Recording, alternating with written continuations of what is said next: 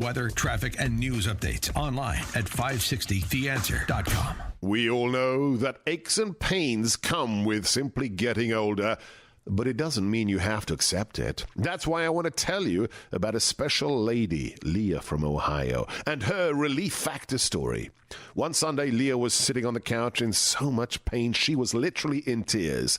That's when she decided to try Relief Factor. Just 8 days later, she found relief, and she continued to get better and better. To quote her, she said, "I am truly amazed at this product. Like me, who after 9, almost 10 years, almost a decade of low back pain, lost that pain thanks to Relief Factor. If you're living with aches and pains, see how Relief Factor, a daily drug-free supplement, could help you feel and live better every day. Get the 3-week quick starter pack at relieffactor.com or call 1-800-4RELIEF. It all comes with a feel better or your money back guarantee. That number, 1-800-4RELIEF. relieffactor.com. Chicagoland certified financial planning professional Tim Stearns discusses taxes in retirement. Most people are paying more in taxes and keeping less of their money to live and do what they enjoy. That's why we've put out the retirement tax bill calculator online. You can see with your own eyes just how much you might be overpaying. It's a valuable tool, $500 value, but we made it free for you to view and run your own numbers at mvpcfp.com. That's mvpcfp.com. To run your retirement tax bill calculator, go to mvpcfp.com. Investment advisory services offered through Cornerstone Securities, LLC. It's almost time once again for the annual AM 560 Golf Outing presented by Signature Bank. And this year, AM 560 is proud to partner with the Tunnel to Towers Foundation to help them support America's first responders and military heroes, including homeless veterans, and to help America never forget 9/11. This year, our golf outing is happening on Wednesday, June 19th at McRae Memorial Golf Club in Barrington. When you purchase a foursome to join us, you'll enjoy a full day of golf, meals, an awards reception, and a silent auction. And if you're a business owner, when you purchase a foursome, you'll also receive an AM 560 marketing package, which includes 25 one-minute commercials between 5 a.m. and 8 p.m. and a free digital marketing analysis. And we also have twosomes available in addition to foursomes. Reserve your foursome today at 560theanswer.com/golf. That's 560theanswer.com/golf. Sponsored in part by Control Point Engineering, Waukegan Roofing, and by Crosscom Public Adjusters. Portions of the following show may be pre-recorded. AM 560, The Answer. If we want to preserve our constitutional republic, we need an informed and educated citizenry. And that's what this show is all about. Find out what's really happening. It's time to stop the lies and learn the truth. This is The Real Story with your host, Jeannie Ives. Well, welcome. It's Sunday night. Thank you for joining me. I am Jeannie Ives, and this is The Real Story with Jeannie Ives, where we discuss everything from the local level all the way up to national issues. And in tonight's show, we're going to hit a little bit on all of that.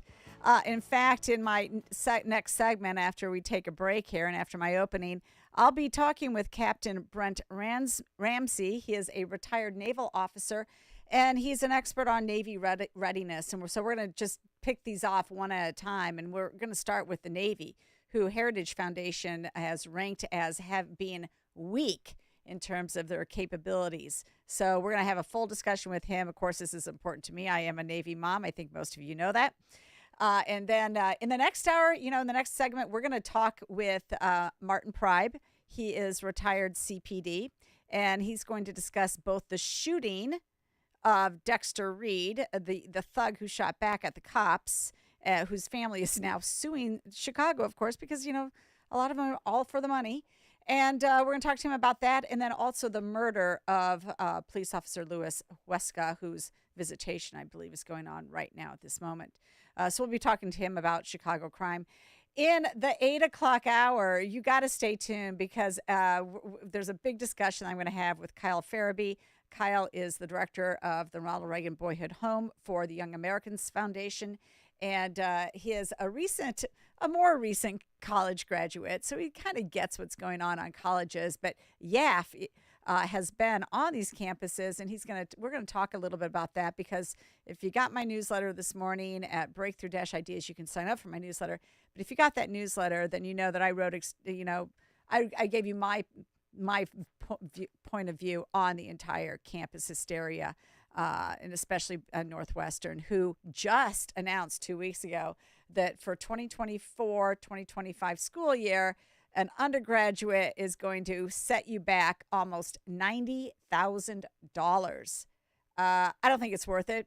And guess what? The more that they keep this nonsense up, the less those degrees become, the less valuable these degrees become. So we're going to have a full discussion about that. I got some really good clips from the Maria Bartiromo show about who's really behind these protests, and I think it should shock you, and you should be concerned about that.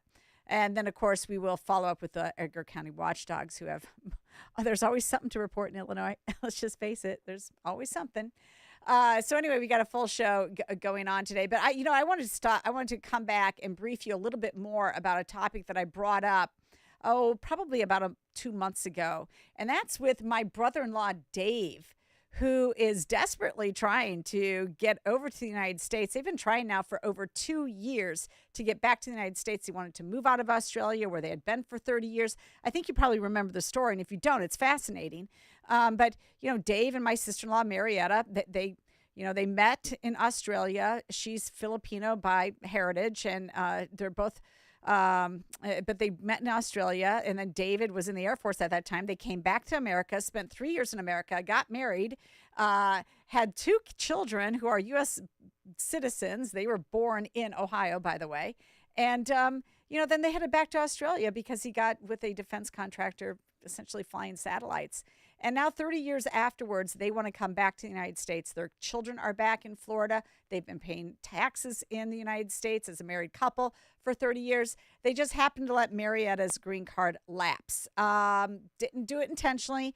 It just happened. And they're like, well, we don't plan to come back to the United States. So I guess a 90-day tourist visa will be enough for us to come back when we do, occasionally to visit family. But after the COVID hysteria in Australia, they said, forget it. We are getting back to a place that, more so than Australia at that time, believes in the rule of law. And it's been a 2-year fight, a 2-year fight to get them back. Guess what, folks? 2 months later, they're still stuck in Australia. Still stuck in Australia. And he wrote to us today as an update. He said, hey, sending you a couple documents I think I'd like you to read and review. If you have a spare moment, feedback is good. These documents will update you on our progress, quote unquote, with Marietta's green card. Essentially, it's this. We need to apply for a waiver for the laundry list of vaccinations they require, including the clot shots, which he's obviously referring to the COVID shots, for green card applicants. These letters are a small part of a package we're sending to the U.S. Citizenship and Immigration Services to get their approval for a waiver. I've hired a law firm out of Sacramento, California to put together the package. Yes, it's that convoluted. It's red tape on steroids. David is a U.S. Air Force veteran. They've been paying taxes for over 30 years. She had a legitimate green card, and it lapsed for no other reason than their life gets busy. And she can't get back here after 2 years of one paperwork nightmare after another, and their U.S. citizen kids are sitting in Florida. They returned already. They returned 2 years ago. This is obscene, what they're doing to my brother-in-law. And yet, what did we see? Here, libs of TikTok. Oh my gosh, those guys are the best. They're like they're not crowdfunding, they're crowdsourcing of news these days. I mean, you send something to them and you're going to get your message out if it's good. They reported this. They put this up on their Twitter feed. San Diego Airport gave illegals their own line through security checkpoints because they didn't have any documentation verifying who they were. Illegals were given special treatment and are being flown all over the country at the expense of the American taxpayer. We have no idea who's coming into our country. And I can't even get my sister-in-law back here. It's insane. It's disgusting. What's more disgusting is no politician will lift a finger to help them out. No politician. All right. I'm breaking early because I got another great interview coming up. So after the break, you'll be hearing from Captain Brent Ramsey, retired U.S. Navy.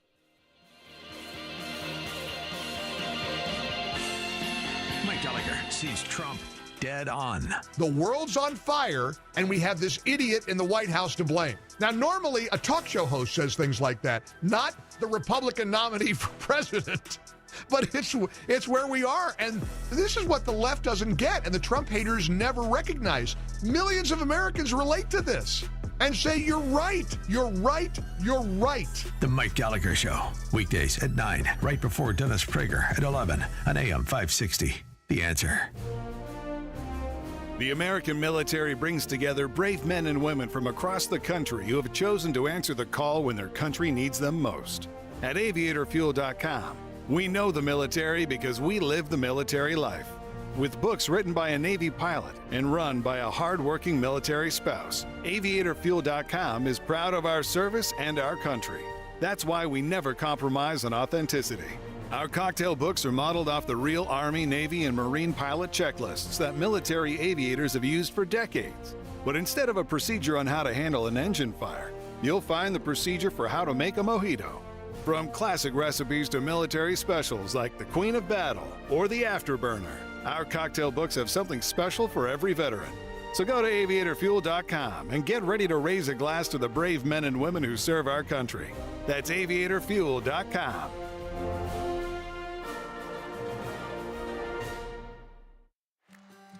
Can peace of mind fit into just 3 fruits and 3 veggie supplements?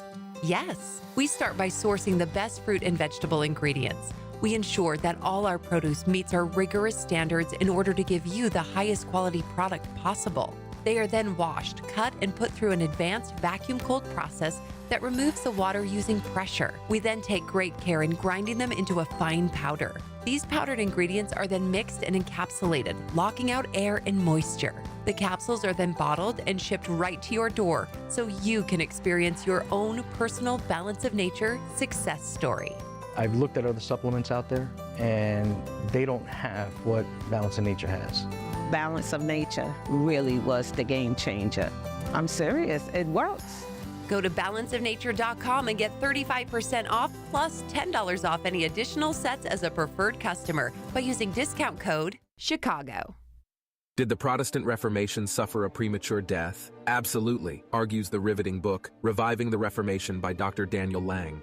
The book of Acts chapter 21 verse 20 reports that myriads or tens of thousands of Jewish believers dwelled in Jerusalem, and they were all zealous for the Torah. Their leaders were guiding the early Messianic faith. 40 years after the death of Jesus, however, the Jews revolted against Rome. This rebellion caused a Roman hammer to crush Israel, destroying the temple and Jerusalem. Following this devastation, the leadership of the Jerusalem church fell into other hands. Reviving the Reformation recovers the lost first-century Messianic faith. It answers the most difficult questions that some dare not ask about traditional Christianity. Buy Reviving the Reformation on Amazon. For a deep discount, purchase the book securely from the author at revivingthereformation.com. That's revivingthereformation.com. And like Reviving the Reformation on Facebook. With biblical faith fading fast in Western culture, now is the time to restore the truth by reviving the Reformation. Now, more of The Real Story with your host, Jeannie Ives. All right, let's get right to it. Welcome back to The Real Story with Jeannie Ives. Appreciate you joining me. The phone number here, 312-642-5600. If you want to call in and weigh in on the conversation. Speaking of weighing in, oh my gosh. Apparently a lot of our military is way overweight. This is from the American Security Project. They posted this April 24, 2024. And they sent this letter to the Honorable Secretary of Defense, General Lloyd Austin. And they say the obesity epidemic poses an existential threat to our national defense. Our armed forces face their largest recruitment crisis since the initiation of the all-volunteer force. And failure to meet body composition standards has led disqualifications of military applicants since 2014. Despite loosening fitness standards, the pool of eligible military recruits is shrinking rapidly as overweight and obesity rates surpass 57% of adults under 25. This crisis has a far-reaching impacts on military readiness and retention. Overweight and obesity within the active and reserve components have reached unprecedented levels. Among active duty service members, 21% have obesity and 2/3 are clinically overweight. Okay, that does not, that's actually very depressing. Well, here to talk about that and other issues surrounding, especially the Navy readiness, is Captain Brent Ramsey. He is U.S. Navy retired, served 30 years in the Navy and 23 years in the Naval Civil Service. Among his assignments were commanding officer of the Cargo Handling Battalion 12, executive director, Construction Battalion Center, Gulfport and Mississippi Naval Emergency Preparedness Liaison Officer. He served as a senior advisor, Center for International Maritime Security, and was a member and secretary of the Nonpartisan Military Advisory Group for Congressman Mark Meadows. He's also done another number of other active volunteer issues. He is a part of the Navy-oriented Calvert Group and the Veterans for Fairness and Merit, which advocates for non-discrimination and meritocracy in the military. That's how I've gotten to know him, is through that organization. Anyway, he writes extensively. He's written for on all sorts of defense matters, China, military, social issues, and he's been published in Real Clear Defense, the Center for International Maritime Security, National Defense, and on and on and on. But he's so qualified to talk about this topic, so welcome to the program. Thank you for coming on, sir. Thanks, Jeannie. Nice to talk to you. Yeah, so, let's just start, I guess, let's talk about personnel first, and then we'll go to ships. But you've written also extensively about DEI and how that has decimated our services as well. But what about this fitness? What issue in the Navy? What do you know about it that concerns you? Well, it's exactly right. Fitness, not only in our recruiting population, but among the active forces themselves, is a problem. I've written a little bit about the issue. Recruiting first. Recruiting is awful. The Navy, for the third year in a row, will miss its recruiting goals by thousands.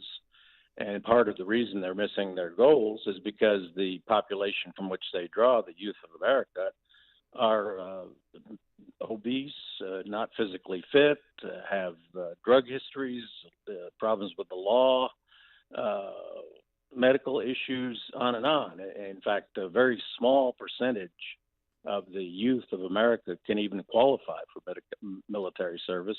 And what the services are doing about that is they're waiving requirements and trying to bring in unqualified people. They've relaxed standards on educational level. You don't have to be a high school graduate. It's not going to be good for the Navy or any of the services to have unfit people in the services. And as you said in your run-up, an increasing percentage of the active force is obese.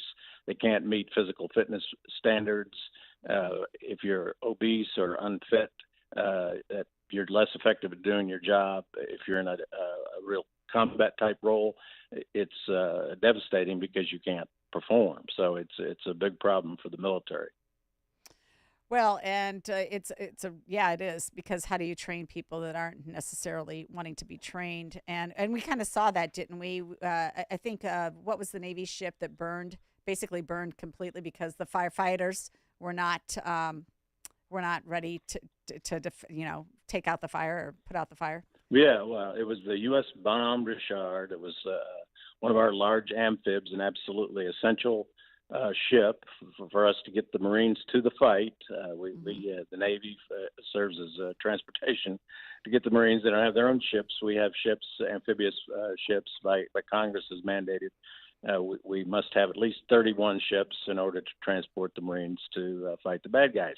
And now we have one less because the Navy, a fundamental part of being a sailor, I can tell you this for being a sailor for over 30 years, everybody on a ship is a firefighter. Because if you're at sea and the ship gets on fire and it burns and it sinks, everybody dies, okay? It's very, very bad.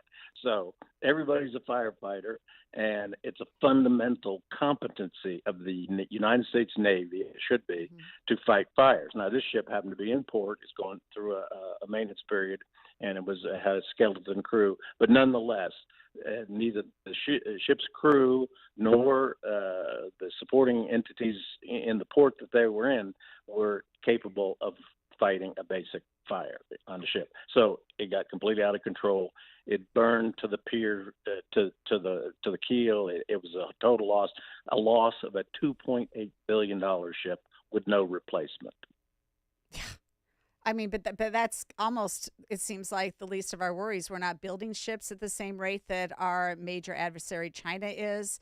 We can't even seem to get them out of dry dock when they are in for maintenance in any reasonable time. We don't have the facilities. We don't have the technical people to maintain the ships anymore. I mean, tell us more about what's going on in that regard, because it's not looking, I don't know, I don't feel very secure right now. Let's put it that way. Well, you're right. It keeps me up at night. I have kids and grandkids, and it worries me because when I went aboard ship in 1969, yes, I'm a fossil. I'm that old. I went aboard ship in 1969. We had 792 ships in commission at that point in time, combatant ships in the Navy. We have under 300 now, and we're not building even at a replacement rate. We're actually going to go down further in the number of combatant ships that we have against a requirement of 355, which was passed a number of years ago by the Congress when President Trump came in. He got the Congress to pass a law mandating that the Navy have at least 355 ships. Well, we have 292 in commission right now, and we're actually going to go down in numbers because the Navy is proposing to retire older ships. Now, ships last a long, long time, but eventually they wear out, and you have to dispose of them. So we're actually going to go down in numbers before we go back up. And so not an adequate number of ships to put to sea is a huge problem. We have multiple adversaries that wish us harm all over the world. China wants to dominate the Pacific and its neighbors there. We have treaty allies that we're bound by treaty to defend. We can't get – the Navy's goal is to get 75 ships at sea every single day. We can't meet that goal. The Fleet Forces Command Admiral recently announced that we're only getting about 50 ships to sea on any given day. So we're 2/3 of our goal, and it's because of an inadequate number of ships. Number one, like I said, we went from 792 when I was commissioned back in 1969 to now under 300, and no plan to increase that. And the ones we have, because of maintenance backlogs and problems, we can't get underway, or we can't man them because he also announced that we're short 22,000 at-sea billets. Now, those are priority billets. If any billets in the Navy are going to be manned, it's going to be the ships at sea. And we're 22,000 short of sailors. And it's a mess. And, from our history, we're a nautical nation. Yes. How could we not be? We're surrounded by oceans. We have 95,000 miles of shoreline. And through history, the most powerful nations have been nations with powerful navies. And so we've allowed our Navy really just to dry up and wither, and it's going to be problems if we get into a shooting war with China. I'm less worried about Russia or Iran or North Korea or the radical Islam, but we've got enemies all around the world, and Congress on both sides of the aisle have allowed for the neglect of the Navy. But they've been actually increasing their defense budget, increasing their output in terms of ships and missiles and everything else. And I mean, we're just really getting left in the dust. Oh, absolutely. They have now over 500 ships. And see, the thing about... And we have under 300? We have under 300. And they're concentrated right in the South China Sea. They're contiguous waters off their shores. We have at most about 60 ships in the Pacific at any given time. They have 500 ships and building at a multiple rate over how fast we can build them. And on top of that, their Coast Guard works for their Navy. That's another 120 ships. And then they have a cute little phenomenon of thousands of militarized commercial private ships. It's called the Maritime Militia. That's right. And that they completely can overwhelm us in the Pacific. That's the reality. And our national leaders won't acknowledge this. It's a fact. if we get into a shooting war with China over Taiwan or one of our treaty allies over there, the war games show we're going to lose ships. We're going to lose 2 aircraft carriers, 10,000 people. Yeah, I don't like to hear that. My son's a Navy pilot. You're scaring me now.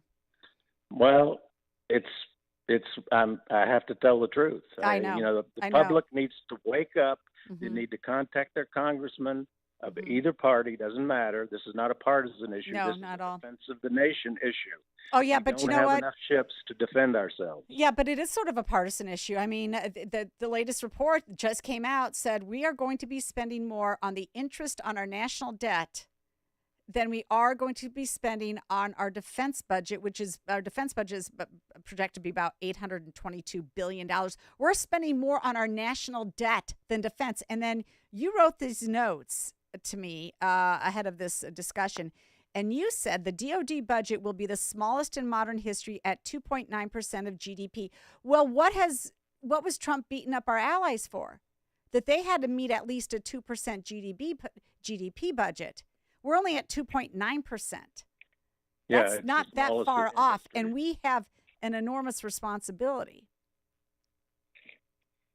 Right, we have to help our allies to NATO and to yes. treaty allies all over the world. That's right. And we're just not going to be able to fulfill that because we don't have the forces to maintain free and open commerce on the seas. So, we're a maritime nation. We depend on the sea for 70% of our economy. 70% of the goods that we trade internationally come by sea. If those sea lanes are cut off because of an inadequate Navy, everybody's going to notice that. They complain about no toilet paper when we had COVID or whatever. They're going to complain about a lot more than that because if we can't keep the sea lanes open, our whole economy will collapse. Well, Captain Ramsey, I want to thank you so much for joining me tonight. This is a short just introduction to where we sit as the military. I hope to have many further conversations with you about this, but we have a hard break in about 10 seconds, so I'm going to have to let you go. But I really thank you for staying on top of this. And folks, you can find his stuff on the Patriot Post and elsewhere. So read up.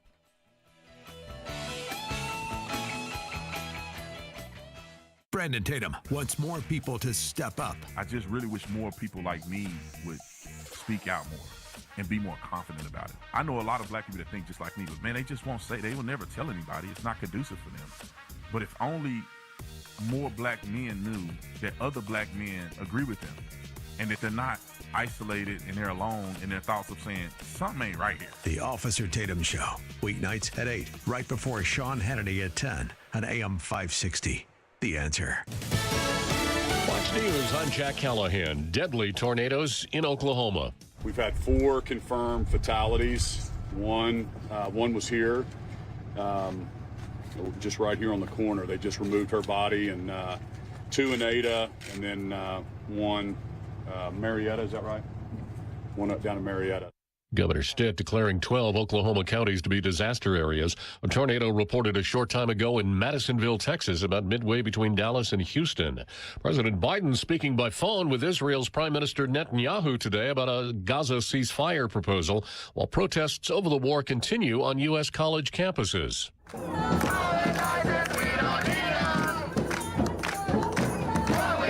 That protest at George Washington University in the nation's capital. America is listening to Fox News.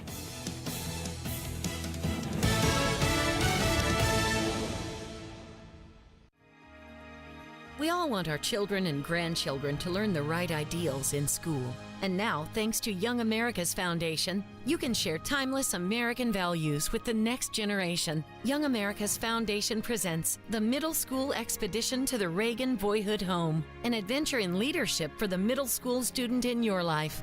On May 3rd and 4th, step into the world of President Reagan's youth at his boyhood home in Dixon, Illinois. Hear from inspiring speakers. Tackle the Reagan Resilience Challenge, a series of interactive activities designed to teach problem solving, leadership, and teamwork. And tour Reagan's boyhood home. Forge friendships and create lasting memories. Financial assistance for tuition and travel is available. Join the legacy. Join the leadership. Join the expedition. Go to yaf.org to apply now. Click on Middle School Expedition to learn more. That's yaf.org. One of the most important decisions you can make as a parent is where you send your kids to school. But these days, it's never been harder to know which school is best. Public schools have changed a lot, and you might be thinking about sending your child to a private Christian school. But you also know that private school can be expensive, and in this economy, you might think it's not an option. Well, think again. With halfpriceschools.com, you can purchase tuition vouchers for half the price of normal tuition for private schools. For nearly 10 years, halfpriceschools.com has helped families from all over Chicagoland make the dream of private school a reality. And that can be the reality for you and your child too. Just go to halfpriceschools.com, search for a private Christian school near you, and purchase a voucher. It's that easy. Visit halfpriceschools.com. That's halfpriceschools.com. EasyCater has everything you need to make food for work. Work. From ordering to reporting, we even keep your receipts all in one place, which means all you need to do is sit back and enjoy.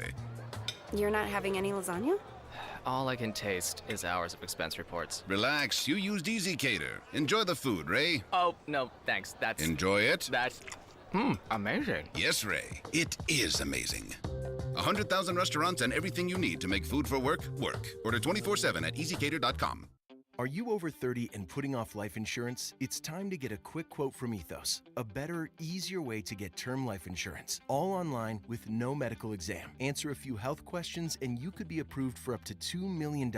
Isn't it worth 10 minutes to help protect your family's financial security? Ethos, up to $2 million in coverage with no medical exam. Some policies as low as $1 a day. Answer a few health questions and get your free quote at checkethos.com. That's checkethos.com. Are you ready for an adventure of a lifetime? Journey with me, Dr. Sebastian Gorka, and my friend and colleague Mike Gallagher on the Patriots Alaska cruise this summer. An incredible opportunity to engage with other like-minded patriots on an epic 7-day cruise over 4th of July weekend. Witness the untouched wilderness of Alaska over pristine water, all while celebrating America's past and future. June 29th to July 6th. Call 855-565-5519 or go to patriotsalaskacruise.com. Tune in every Saturday afternoon at 3 for the Money Hour Radio, brought to you by Pierre Shale Financial Group. Learn estate and tax planning strategies, choosing the right IRA, and the ever-important decision when to take Social Security benefits. When you have retirement in sight, sound decisions are critical. Tune in to the Money Hour Radio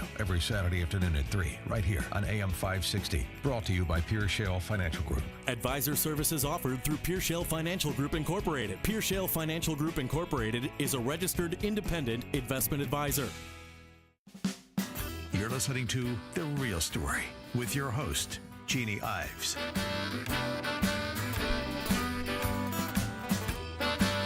All right, welcome back, and thanks for joining me on this Sunday night. The phone number here, 312-642-5600. Well, you know, it's just one scary situation after another, especially with the defense of our nation. And, you know, I'll talk about this maybe a little bit more in my next half hour, because I just do the contrast. You got a bunch of sort of wokesters on college campuses. You got another, you know, huge percentage of folks that are unqualified for military service. They won't do their part to defend the nation. In fact, they would never defend the nation if they even had to. They won't take up arms. They have these soft minds and soft bodies, and they're overweight, and they're, you know, they've set up encampments like they're, oh my gosh, I'm on a camp out on the college lawn, and they think they're toughing it out.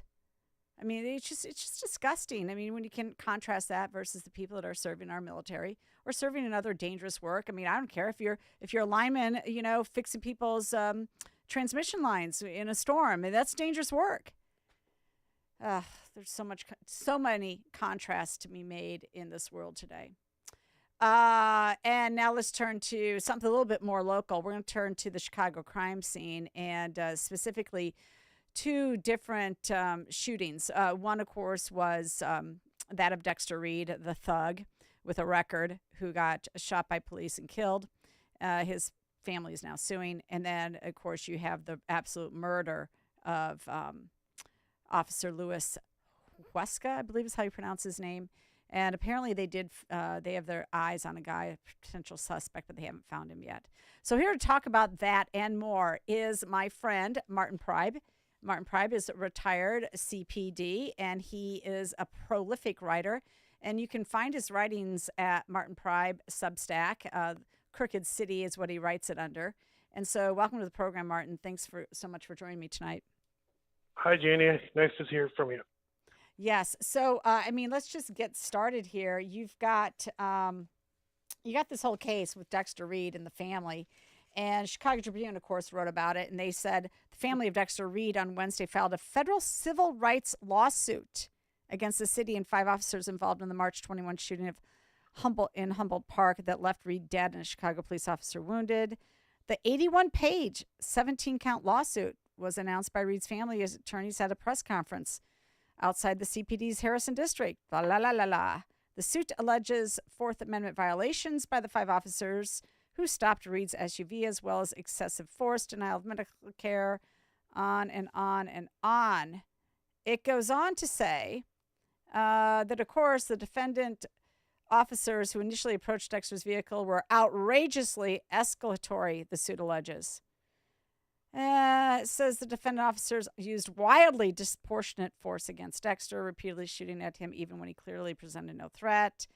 And then the others out there saying they executed him. He fell down and they put handcuffs on him.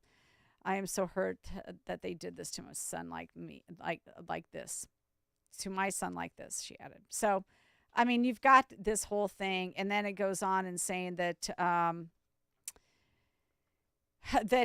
in the months since the shooting, Reed's death has spurred activist calls for the CPD to cease its use of plainclothes tactical officers and to re-examine its policies on traffic stops.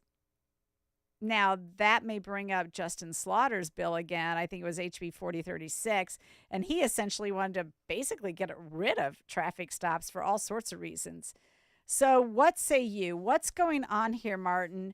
What is the response from CPD? What is the response from the Police Oversight Board? What do you think is going to happen here? Well, this is nothing new in Chicago. Mm-hmm. This kind of lawsuits, immediate lawsuits against the police, it's been going on for about 4 or 5 decades. And this whole police misconduct lawsuit is the cottage industry in Chicago. They've given away they've settled billions of dollars on these police misconduct, and a lot of them are complete and total frauds. But these attorneys have, they immediately have the media jump in on their side and bring in all kinds of manufactured complaints like, why did they stop them? Did they have the right to stop them? That has nothing to do with it.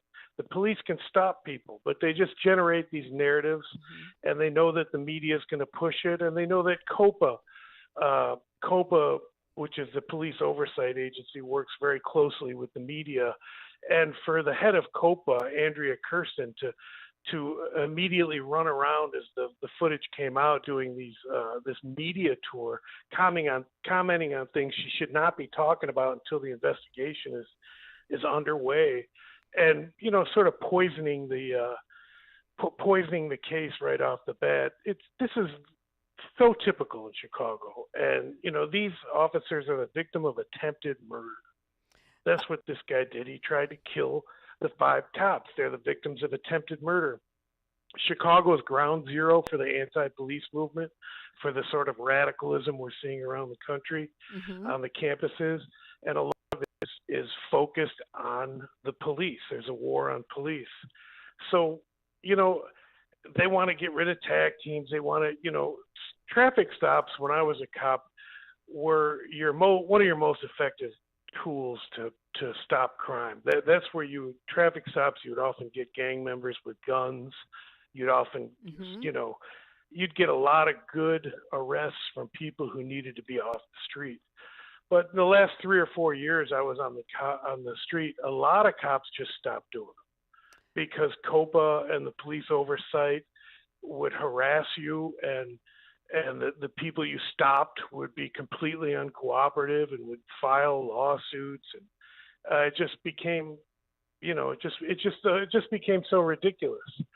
So, and this case is an example why. They've been stripped. The officers have been stripped.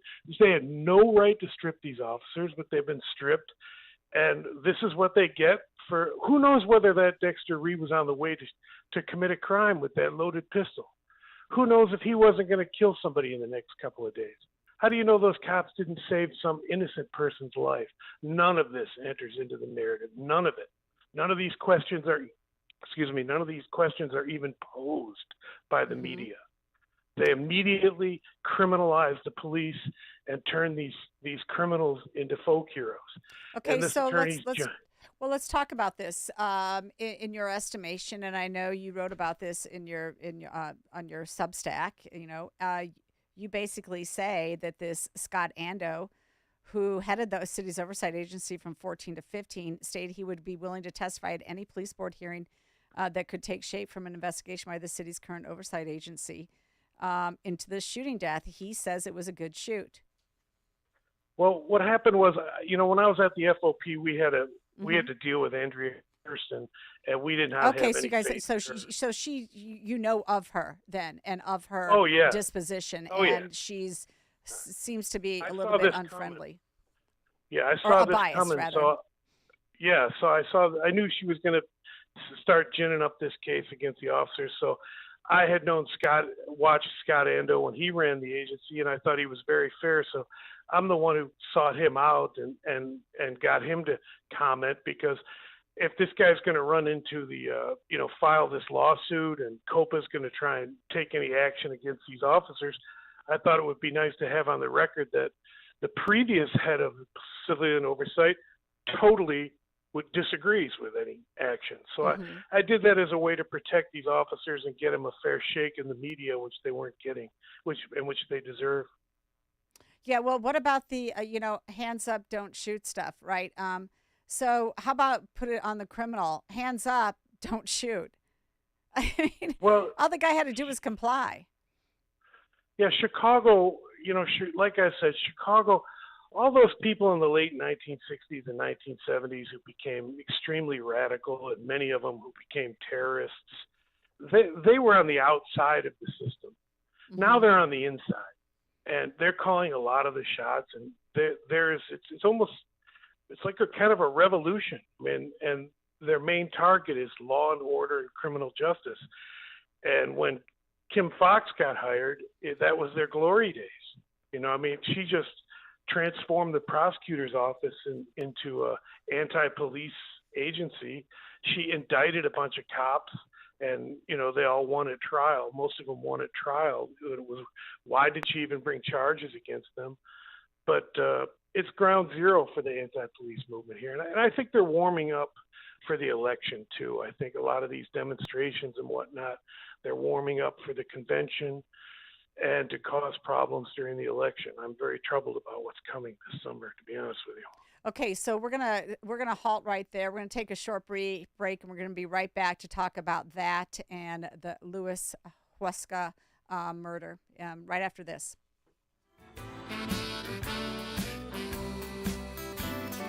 Balance of Nature supplements, changing the world one life at a time. My name is Dr. Zhang. I'm a doctor of podiatric medicine. My name is Todd. I'm a paramedic firefighter. I've been on the job for 28 years. My name is Dr. Peter Munda. I'm a chiropractor in New York, Long Island. I've been taking Balance of Nature for 23 years. I love Balance of Nature, and this is definitely a product that I would recommend to other people, and I'll never stop taking it. How many 70-year-old pitchers you know? As far as Balance of Nature goes, I'll keep taking this stuff until the day I die, I'm almost 55 years old, and because I have so much vitality, I can really enjoy the great outdoors. Our bodies are kind of like machines. If you do not give the machine the proper nutrition, it's not going to work very well. Simple as that.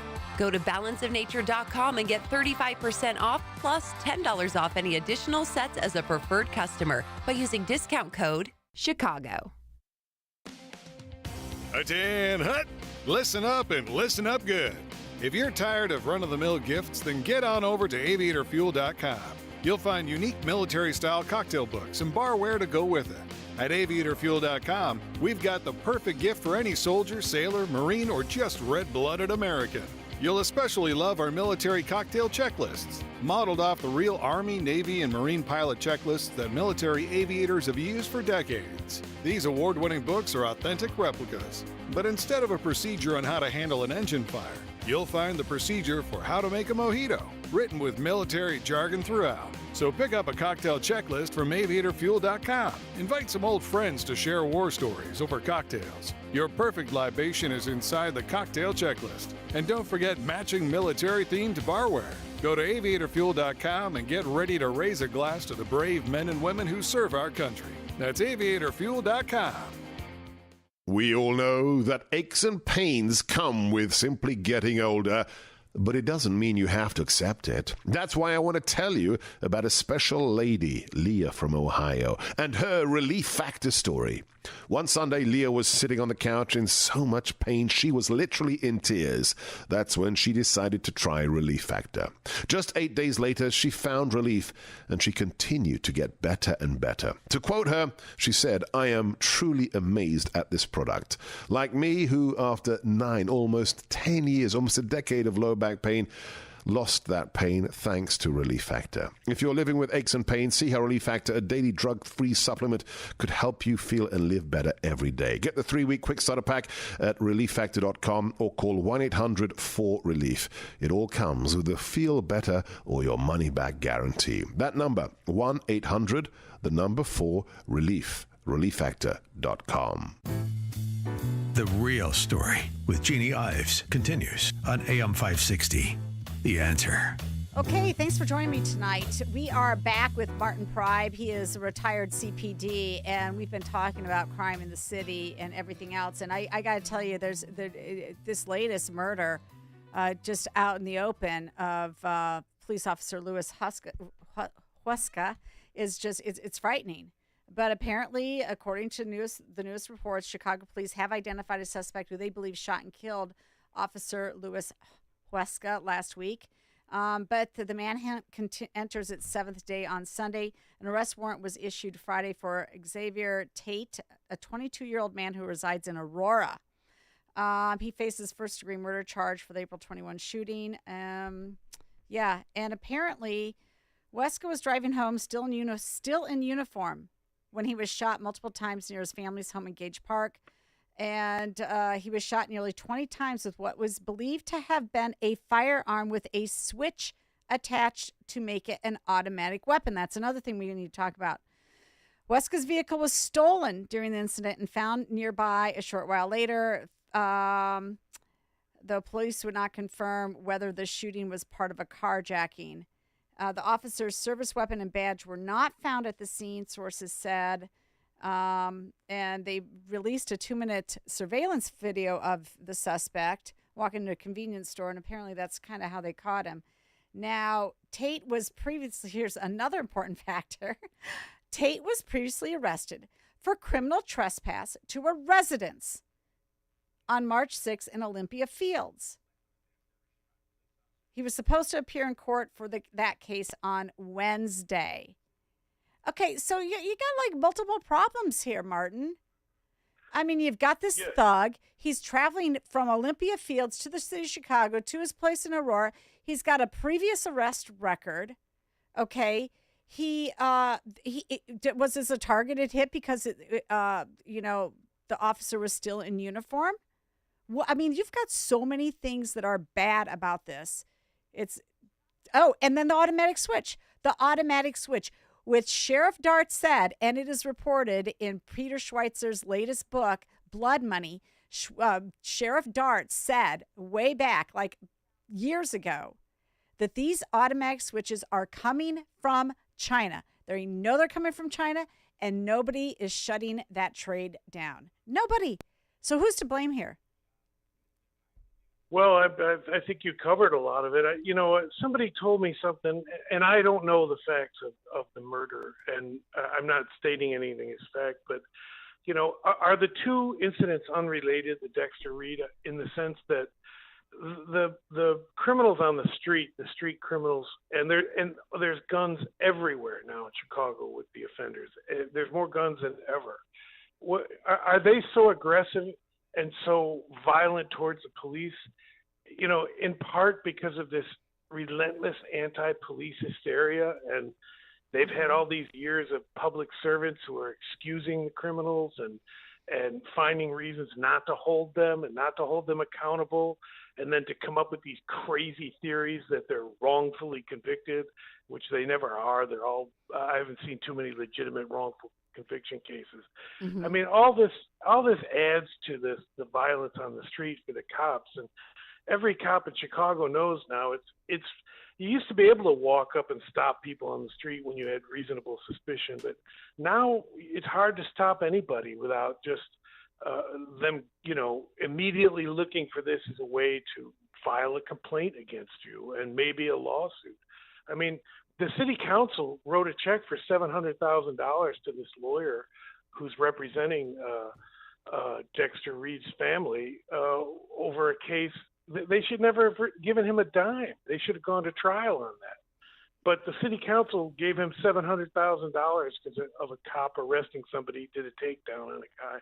So they wrote him a check for. So you're kidding me. No, I'm not kidding you. So, I mean, this is the business. Instead of being ambulance chasers, they're just like I don't know, crime chasers. Yeah, it's a huge industry in this country. It's suing the police, and Chicago. It's going to bankrupt Chicago.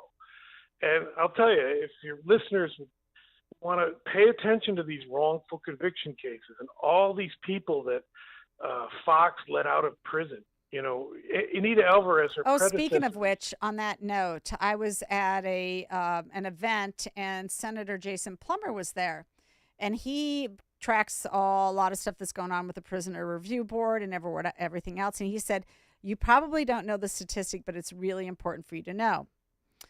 4 years ago, there were about 52,000 prisoners in our prison system. Now there are less than 26,000 in our prison system.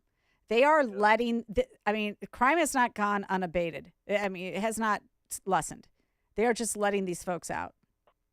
Yes, they are. And they're letting them out, and then they're making them millionaires with these lawsuits. And I think the conservative movement very much needs to look at this exoneration racket. That's what I've been writing about for about 15 years. But it sort of encapsulates the entire war on police and the strategies they employ. And it's revealing itself in the Dexter Reed case. Okay, well, let's go into this. I mean, you've got this. They say that this suspect, who they name him as Tate, this is Xavier Tate. They say that he was previously arrested for criminal trespass to a residence on March 6th. That was 6 weeks before he then shot Louis Huesca. So 6 weeks earlier, criminal trespass. What does it mean? I mean, they're not saying, but criminal trespass to a residence. What does that mean he did? Well, that's a misdemeanor, but oftentimes. But he might have a weapon. You don't know. He might have a weapon. It might have been something worse than a trespass. It might have been a burglary, but they couldn't get charges proved. I don't know if that's the case, but in this incident. But when, if you talk to Chicago detectives, they will tell you it's often impossible to get felony charges approved under Kim Fox, and so they're always turning they're often turning these serious felony cases into misdemeanors because they can't get felony approval or the prosecutor. Hey, I'm running out of time here. I got another hard break I'm up against, so I got to let you go. But I want to tell you, if the guy just did some criminal trespass, I expect him to still be in jail, or at least have some sort of bail requirement and people tracking him. Hey, thanks a lot. We'll have you back on to talk about this and more. Thank you so much, Martin, for joining me tonight on The Real Story with Jeannie Ives. Thank you, Jeannie. Have a good night.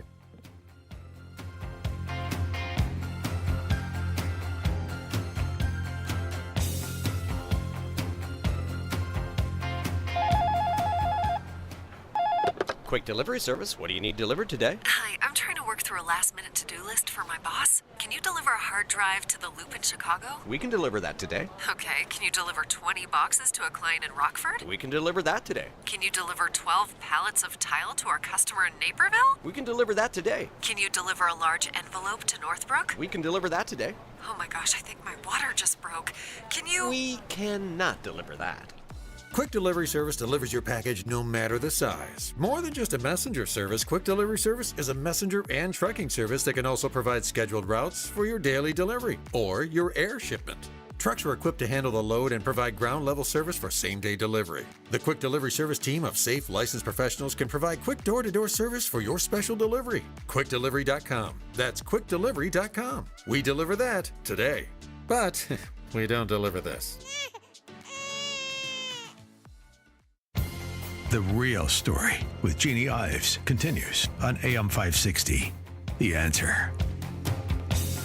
All right, it's already been a fast hour. Coming up in the next hour, though, hold on to your horses. I'm going to have Kyle Ferrebee. He's with the Ronald Reagan Foundation and Young Americans Foundation, rather, which Ronald Reagan started. And we're going to talk about this college campus nonsense because YAF has been there on site doing things, and you know, it's a big problem. It's something that we've got to address, and we just as well address it now. So hold on to your horses because I've got really good segments coming up. And then, of course, we'll have the Watchdogs at the bottom of the hour. So phone number here again, 312-642-5600. Be right back.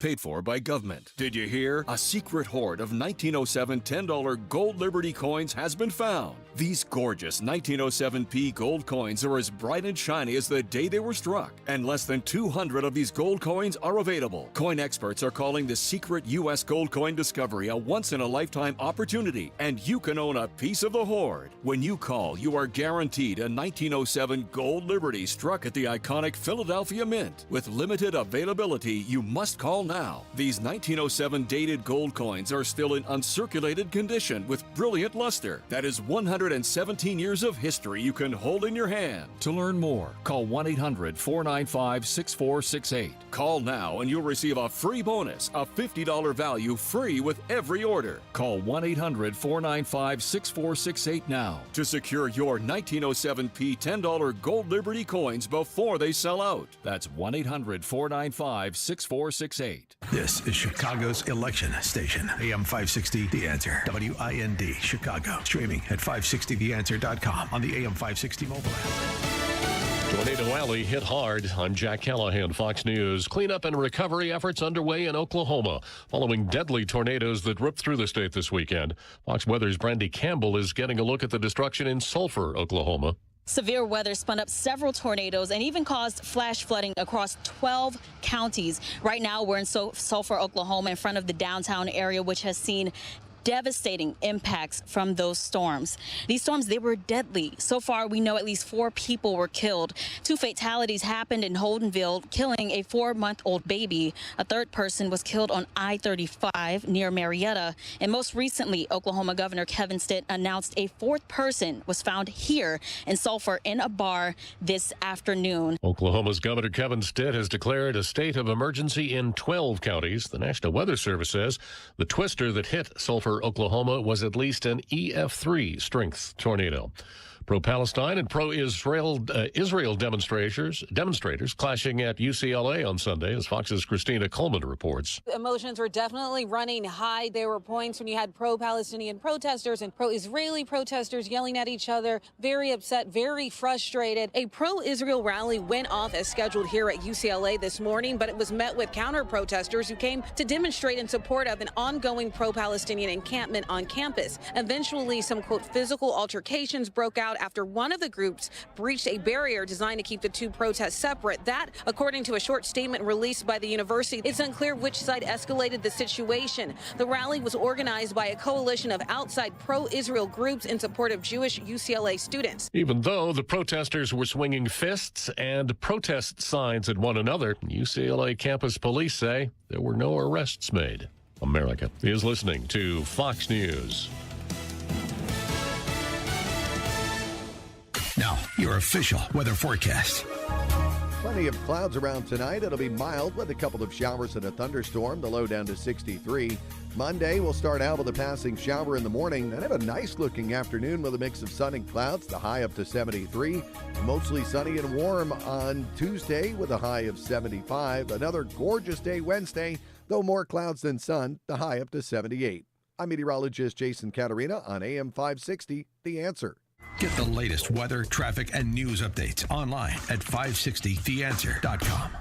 Can you read this email for me? Of course. Jeez, I wish they could do something for your eyesight. Me too. But you heard what they said. There's nothing we can do. When vision loss can't be corrected with glasses or surgery, and hope seems lost, turn to Spectrios Institute for Low Vision. Spectrios doctors specialize in the treatment of vision loss related to eye diseases, such as macular degeneration, glaucoma, and diabetic retinopathy. There is hope, supported by science with personalized rehabilitation plans, occupational therapies, and access technology at Spectrios. Talk to a patient service manager. They'll walk you through the program. Spectrios takes BCBS and Medicare insurance. They also have grants for qualifying patients and offer a Seeing is Believing children's outreach program. Go to spectrios.org, located in Wheaton in a building that says it all, the House of Hope. That's SPECTRIOS.org. Spectrios Institute, the head, heart, and eyes approach to better vision. Remember to keep Spectrios Institute, a 501c, in your estate or legacy planning. As a local business owner, you get called every week by marketing companies. We get it. We have hundreds of satisfied customers. Here's what a satisfied client recently said. Open enrollment is going great. We're hitting record numbers. Thank you so much for this report. It really is amazing to see how the marketing is really shaping our enrollment around the city. If you're a local business and ready for the next step, visit surroundchicago.com right now. Our experts are ready to help you take your marketing to the next level. Visit surroundchicago.com today. President Ronald Reagan immortalized the phrase, "It's morning in America." These words symbolized a fresh start and a new dawn of freedom, an ideal embraced in the educational programs at Young America's Foundation. YAF has introduced countless high school and college students to the principles of individual freedom, free enterprise, and traditional values. Now, YAF offers a middle school program to capture the hearts and minds of a new generation. The Middle School Expedition to the Reagan Boyhood Home in Dixon will inspire students in grades 6 through 8 with the values of faith, freedom, enterprise, and opportunity, the cornerstones of the American dream. This May 3rd through 4th, 2024, step into an adventure in leadership at the Reagan Boyhood Home in Dixon, Illinois. Go to yaf.org to apply now. Click on Middle School Expedition to learn more. That's yaf.org. Portions of the following show may be pre-recorded. AM 560, The Answer. If we want to preserve our constitutional republic, we need an informed and educated citizenry. And that's what this show is all about. Find out what's really happening. It's time to stop the lies and learn the truth. This is The Real Story with your host, Jeannie Ives. Don't know much about history. Don't know much biology. Don't know much about a science book. Don't know much about the French I took. But I do know that I love you. Well, isn't that true? Woo! Columbia, NYU, USC, they're all proving that song right. Don't know much about history. Absolutely they don't. As you can see, the big pro-Hamas protesters are at it, and they're still at it, and they keep going at it. And, of course, the administration keeps that going on. So, I mean, it does appear that we have a lot of uneducated folks out there protesting things that they know nothing about. And, of course, they told us that. Well, take a listen to here. And what would you say is the main goal with tonight's protest? I think the goal is just showing our support for Palestine and demanding that NYU stops. I honestly don't know all of what NYU's doing. Is there something that NYU's doing? I really don't know. I'm pretty sure they're... Do you know what NYU's doing? About what? About Israel. Why are we protesting here? Palestine will be free! I wish I was more educated. I'm not either. Oh. I came from Columbia. I was there up at Columbia, and we came down. They said NYU students needed our support, there's lots of cops. Some people were saying it was getting dangerous. I mean, that is a great commercial for any state university to run. Hey, don't go to those Ivy Leagues. I mean, this woman, I mean, how embarrassing. How embarrassing for her parents. Now, she was quote unquote unidentified to most people, but obviously people know who she is. Her parents have probably seen that clip multiple times. Hopefully they're pulling her from that institution because she hasn't learned anything, nor has anybody else there for that matter. They don't understand the conflict. If they did, they certainly wouldn't be on the pro-Hamas side, which is what they are. I'm sorry, when you say from the river to the sea, Palestine must be free. When you say that, you're for genocide. You're on the pro-Hamas side. And, if you missed my commentary, I will be putting it up on my website tomorrow. But, I mean, 2 weeks ago, Northwestern announced its updated tuition and fees for 2024-2025 school year. $89,448. Why? Why would you do that? Why would you send your kids there after what you've seen happening at Northwestern University, Harvard, you name it? I don't know. But there's somebody who is fighting what's going on at college campuses, and that's Kyle Ferrebee. He's the program director for the Reagan Boyhood Home. He is, through his position, he oversees the foundation's goals for preserving President Reagan's Boyhood Home and developing it into a premier presidential property and campus for inspiring young people through Reagan's ideas and values. President Reagan's home will serve as a beachhead for YAF, helping reinforce YAF's role as a premier institution in motivating young people throughout the Midwest to stand proudly for America's founding values. And Kyle joins me right now to discuss this and much, much more. Kyle, thank you for joining me tonight. Howdy, Jeannie. Thank you for having me. Always a pleasure to speak with you. Yes, so you're not that far removed from college campuses, and doing some activism things there. What are you seeing, or what are you hearing from other YAF chapters that are out, throughout the United States? Sure. It's a blessing and a curse. The position a lot of staff have at YAF, in the sense that we still get to have a finger on the pulse of college campuses, and we have fantastic activists all over the country. And the curse is we always want to pull our hair out because we can't always be there walking shoulder to shoulder with our students. But, as you just played it on the show, right now at this particular moment, a lot of our students are dealing with Students for Justice in Palestine protesting on campus, more or less badgering and bullying other students to, force support for the destruction of Israel, which they say has nothing to do with anti-Semitism and everything to do with anti-colonialism.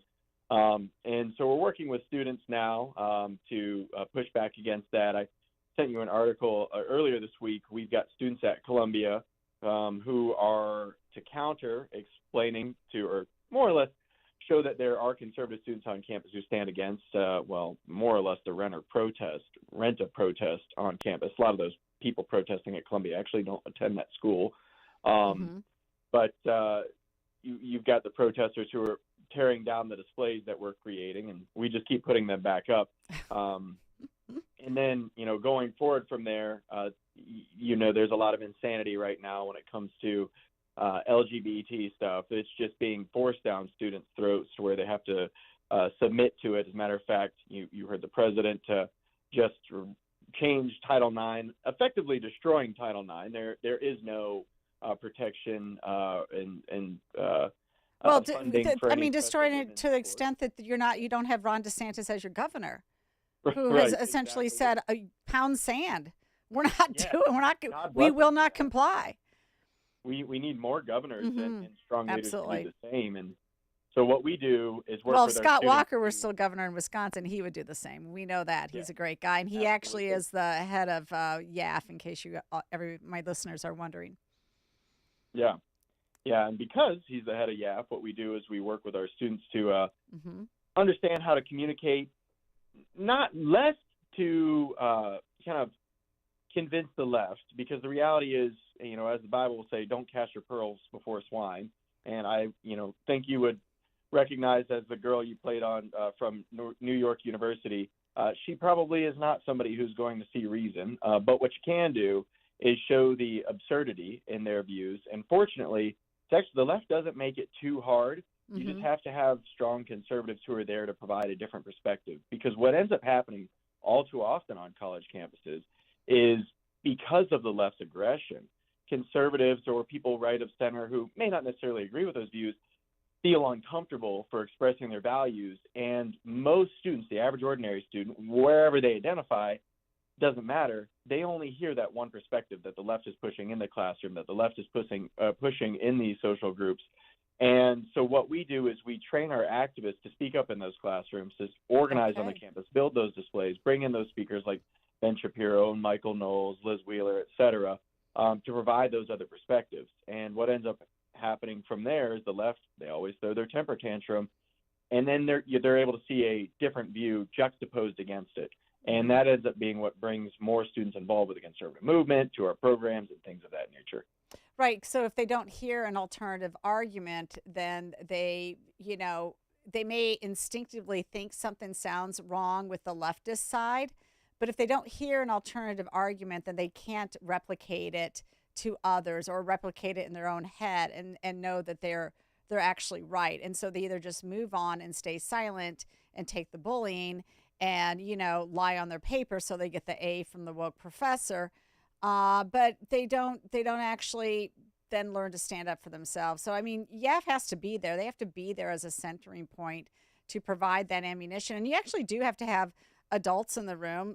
Like you mentioned, your speaker series, you have people that are well formed in their thought patterns and speak well to the conservative movement and can actually change minds on this if they're allowed to be heard.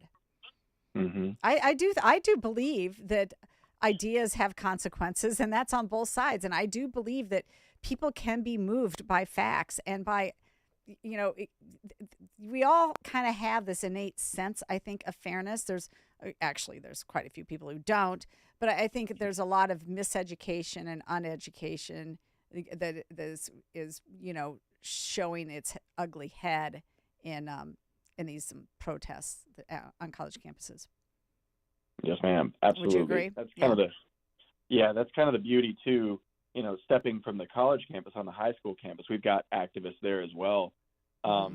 With the COVID shutdowns and every student being stuck at home, silver lining there is a lot of parents saw what was going on in the classroom, and they got very frustrated, started pulling their kids out. And since then, it's been a wonderful thing. We're seeing more and more videos come out where parents are going to the school board meetings or going to the library board meetings, and they're saying, hey, the stuff that you're pushing in the library, the stuff that you're pushing in the classroom, this is awful. This is not what I'm not sending my kid here to be told that, because he's a white cisgendered male, he's a terrible person, or rather because they're going through puberty and they, feel weird about themselves.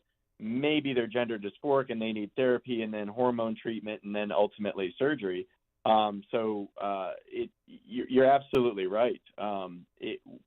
What happens is the left, they've operated so long, pretty much since the 50s. Mm-hmm. Emilio, if you're probably familiar with Dr. James Lindsay, he wrote The Marxification of Education, and he talks about how there was this character in particular, Paulo Freire, and another guy, Emilio Gramsci, that they basically wanted to take Marxist ideas, create this oppressed dynamic that went beyond merely the economic side and more towards the virtues, to create a division, whether it's race, whether it's sex, whether it's economic status, you name it.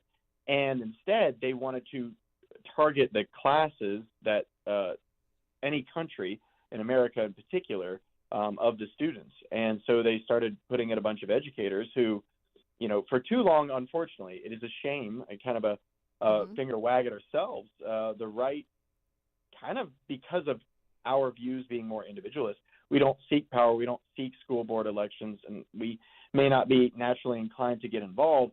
Well, that created a vacuum where the left was able to get in control. Yes. And they started pushing their ideas, and the silver lining, as I was mentioning, is we went into business. We didn't go into education, for example, and then we didn't go get our PhDs in English literature. We became engineers, whatever. That's kind of how it went. Hey, I wanted to talk to you because we only have a few more minutes left with you.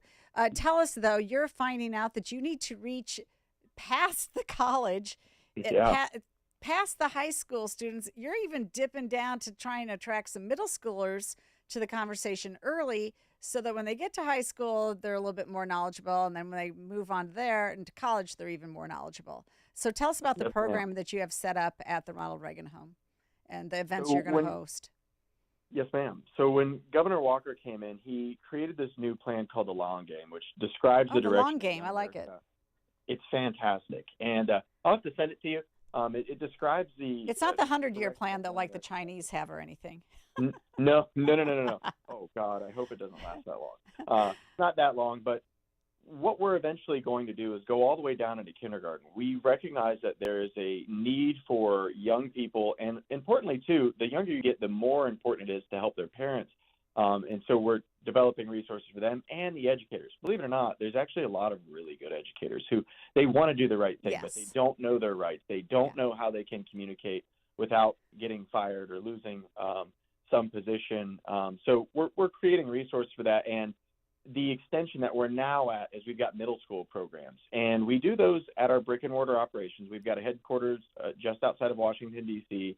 We do programs out there. We've got the Reagan Ranch in Santa Barbara, California. We took that over from the Reagans. And then recently we acquired where President Reagan grew up, his Boyhood home, and we're building a Midwest office out here.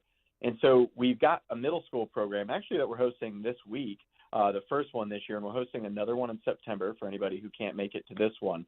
And we're bringing in students from around the Midwest and providing them with an opportunity to hear from and engage with economic ideas, understanding general principles of free markets. Believe it or not, students that young certainly can understand that they are more likely to appreciate spending their own money than giving it to somebody else for the bureaucrat to spend it. And then also developing leadership skills and giving them confidence. So when they're in the classroom and they start hearing things that might counter what they've learned at home, they'll understand how to better stand up for their values rather than just being pushed over and then eventually becoming a full-blown Marxist by the time they graduate high school. I hope that's not the case, but you never know. So tell us, how can people sign up for these events with their children? So anybody who wants to, if they know a young person in their life, whether it's college student, high school student, middle school student, and they want to get them involved, all they got to do is go to our website, yaf.org. That's YAF.org. And then they'll see right there a Get Involved button. And they got to click on that, and that'll direct them to our conference page. And as I mentioned, we've got YAF chapters in college and high school that we're happy to get students plugged in with.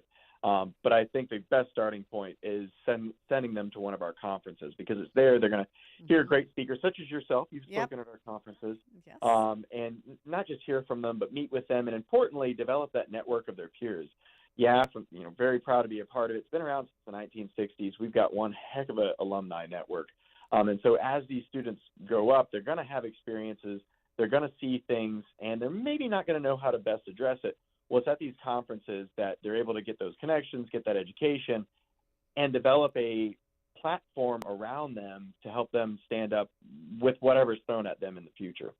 Okay, so he is Kyle Ferrebee. He's the director of Ronald Reagan's Boyhood Home for YAF. And if you want to go to their events, go to yaf.org and sign up for that under the Get Involved button.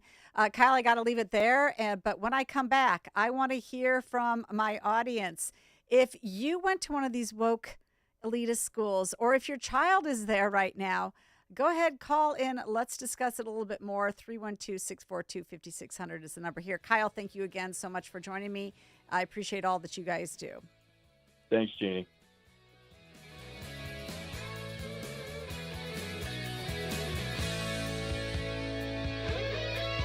Dennis Prager explains yet another line of flawed logic. The latest is about the American Medical Association declaring that medicine is imbued with white supremacy. I didn't know that. American Medical Association, like the entire medical establishment, has been taken over by the anti-American, anti-truth, anti-goodness left. And this is what happens. The Dennis Prager Show. Weekdays at 11, right before Charlie Kirk at 1 on AM 560. The Answer. Balance of Nature supplements, changing the world one life at a time. You have to feel good. When you feel good, you look good. And when you look good, things happen. My name's Gary. I exercise almost every day. I'm more active than the average 71-year-old man. I started taking Balance of Nature, and I can feel the benefits from it. It's been a little bit of a revolutionary product for me. I stand behind the product. I stand behind what I say. Balance of Nature, it's a great product for me. Start your journey with Balance of Nature supplements. Call 1-800-246-8751 or go to balanceofnature.com and sign up as a new preferred customer. And for a limited time, get 35% off your first order, plus $10 off any additional sets with free shipping and our money-back guarantee. Go to balanceofnature.com or call 1-800-246-8751 and get this special offer by using discount code CHICAGO.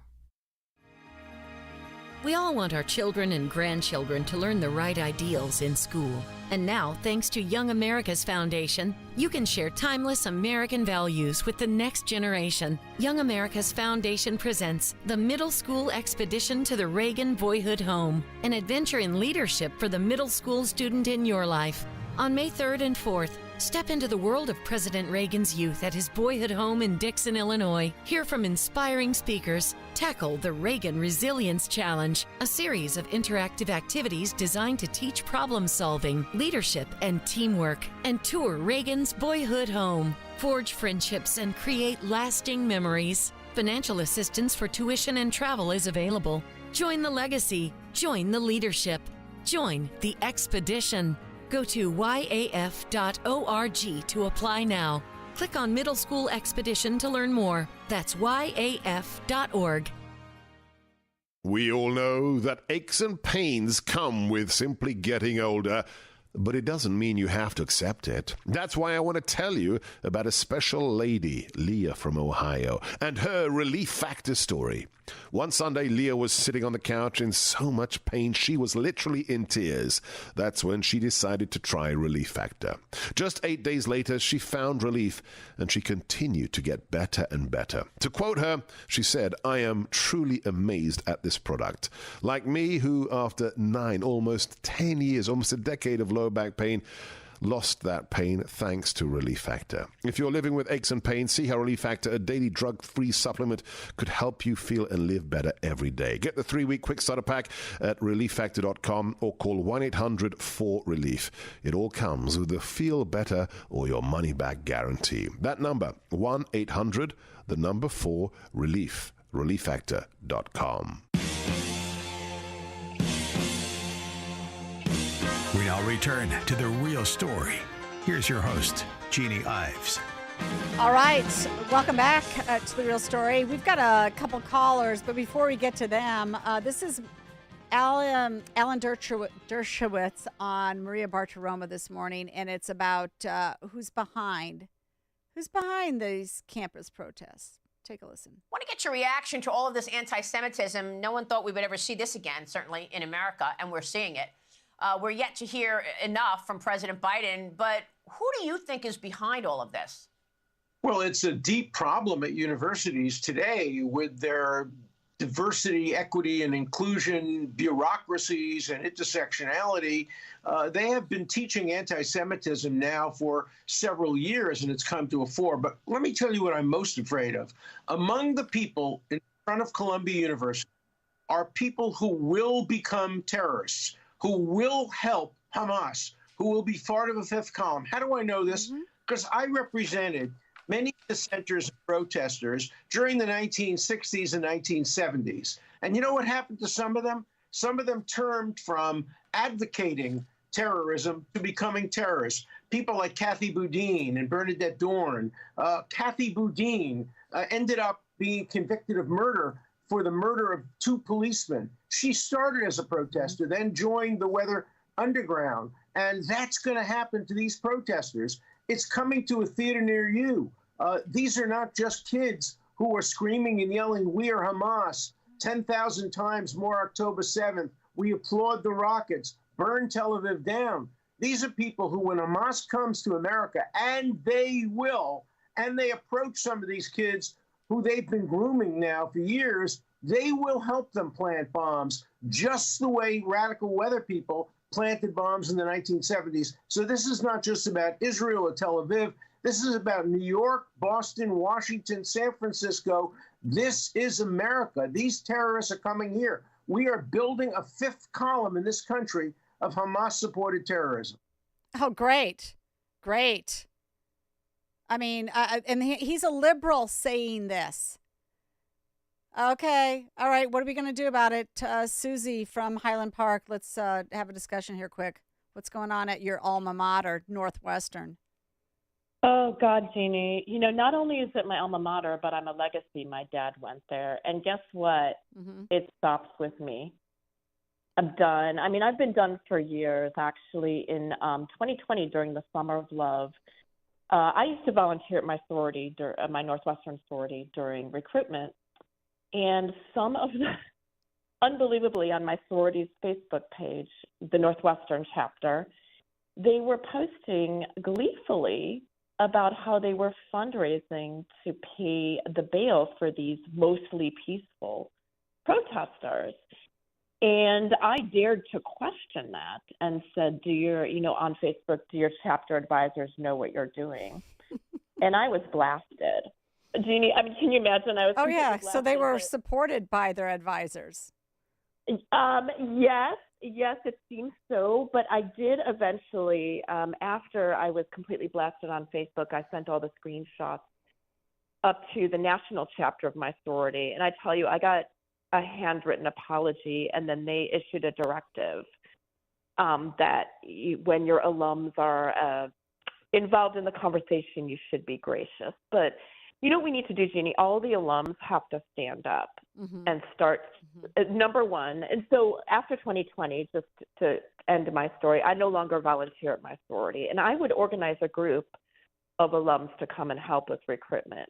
I no longer do that. I no longer donate. But it's time that we stand up as well, because our voices are powerful and our money. You know, when you cut the flow of money, I would say anyone who is an alum of any of these woke universities, if you are, God forbid, still donating, cut it off immediately. But more importantly, when you cut it off, you write them a letter, you write them an email. Yeah. Well, Susie, I mean, I couldn't agree with you more. Thanks a lot for the call. I only have a few seconds here left, so I'm just going to tidy this up before my hard break. But I mean, that is where this push has got to come from. It's got to come from the donor class. It's got to come from parents. It's actually got to come, like you have heard others saying, it's got to come from employers who say, oh man, you know what? Columbia University degree? No, I'm just like putting that in the do not call back pile. That's what has to happen. I hope it does. Joining me next, I will take your call, Nick. If you want to hold on the line, I'll take your call, and then we'll go to the Watchdogs. Another reach from the White House. The Biden administration is proposing a sweeping initiative to slash student debt for nearly 30 million Americans. The proposal marks a major new White House effort to appeal to progressive and younger voters. What is this actually what Joe Biden is doing? This is naked bribery. The Charlie Kirk Show. Afternoons at 1, right before Sebastian Gorka at 3 on AM 560. The Answer. Fox News, I'm Kathleen Maloney. More than 100 arrests at a pro-Palestinian protest at Northeastern University in Boston last night. Police there were only called in after demonstrators began to chant, "Kill the Jews." Administration officials said that they sent in the police to zip tie some of those demonstrators and that most of them had no affiliation at all with the university. Fox's Steve Harrigan. Protests are continuing on campuses across the country. Senate Minority Leader Mitch McConnell has been critical of former President Trump, but he tells NBC's Meet the Press. I said 3 years ago, shortly after the assault on the Capitol, that I would support the nominee of the party, whoever that was, and I do. Former President Trump will be campaigning in swing states, Wisconsin and Michigan, tomorrow. America is listening to Fox News.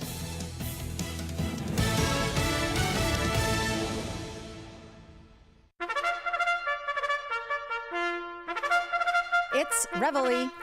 Public universities in Illinois are teeing up the next scam in the state. And if it comes to fruition, it's likely they will find themselves embroiled in a lawsuit all the way to the U.S. Supreme Court.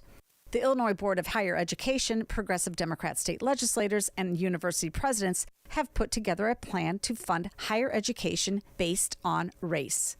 These overeducated elitists, sitting in their academic bubble and steeped in their racial equity dogma, have literally put a price on students based only on their race. One of their proposed adjustments for additional money assigns Black students' worth at $6,000, Hispanic students $4,000, and a student from a rural district $2,000. If they admit a Black rural student, then the equity adjustment is stackable to a maximum of $8,000. White and Asian students don't merit any additional money. The highly credentialed academics spent 2 years on their plan, but a simple reading of the Civil Rights Act and the recent decision by the Supreme Court forbidding race-based admissions should have been enough to stop them from wasting their time. This work was done to prove up that our universities are underfunded, but Illinois is a leader in funding higher education. According to the State Higher Education Executive Officers Association, Illinois ranks number 1 in the amount of state support for higher education, giving nearly $23,000 in funding per student to our universities. The U.S. average is $10,237. Maybe we have an efficiency problem. Instead of focusing on equity, maybe the University of Illinois can have their professors at their highly regarded business school sharpen those pencils and get to work on optimizing operations. I'm Jeannie Ives. To learn more, listen to my radio show on this station Sunday from 7 to 9 p.m. and sign up for my newsletter at breakthrough-ideas.com. Baseball and softball season will be starting soon at fields everywhere. I'm not talking about those overpriced professional palaces with the prima donnas. I'm talking about the neighborhood where the kids, Little League fields, their family, their fathers, their coaches will all be out in the sun. There's a company in Bridgeview, PYT Sports, that's working with volunteer coaches, Little League managers, and dads. Good, hardworking guys that want to help their kids and friends have a good time this summer instead of getting into trouble on the streets. PYT Sports has all the stuff you'll need to furnish dugouts and more. 2-tiered benches, helmet racks, bat racks, and individual player storage. Plus, windscreens and wall pads. Even field tarps to protect from rain so you're ready for game time. Check out the popular Field General, Commander, and Trooper helmet and bat combos to make your dugout look like the pros. Go to pytsports.net, that's pytsports.net, and get ready for a great baseball season. Play ball! This Mother's Day, treat the mom in your life to a day she'll never forget with brunch at the Trump International Hotel and Tower in beautiful downtown Chicago. Brunch reservations are available now for Sunday, May 12th, with seatings from 10 a.m. to 3 p.m. in the Grand Ballroom. Experience an exquisite meal in a buffet style. Feast at the decadent carving, omelet, and dessert stations. Enjoy drink specials, live entertainment, complimentary champagne, and a beautiful rose garden backdrop for memorable photos. There's no better place to celebrate this Mother's Day than as guests of Trump Chicago, where you'll find the most iconic views of the Chicago skyline. Delight in this one-of-a-kind extravaganza. Make your reservations today by visiting eventbrite.com and search Mother's Day Brunch, Trump Chicago. That's Eventbrite, search Mother's Day Brunch, Trump Chicago, and order your tickets today. Cheers! You're listening to The Real Story with your host, Jeannie Ives. Okay, welcome back. Thanks for joining me tonight. Nick on the Northwest Side, welcome to the program. Yeah, thank you very much. I love your show, Jeannie. Thank you. Your voice on a Sunday evening, I said before, there's something about it. It's nice and mild, yet it sounds intelligent and educated, which reflects the person that you are. And I just love listening to your show on Sunday evening at 7 p.m. till 9 p.m. I was going to say this coming election, of course, we're concerned about it, but we have to be concerned about certain realities. If, first of all, no matter who wins or loses coming up to the election, things in the world, and including in our country, are going to get more and more unstable. Putin is not going to just give up, and worry about if Trump comes in. He's going to do what he can at least a couple of months before the election to make some move. If something happens in the other part of the world with Taiwan, which will distract us from doing something there, you see.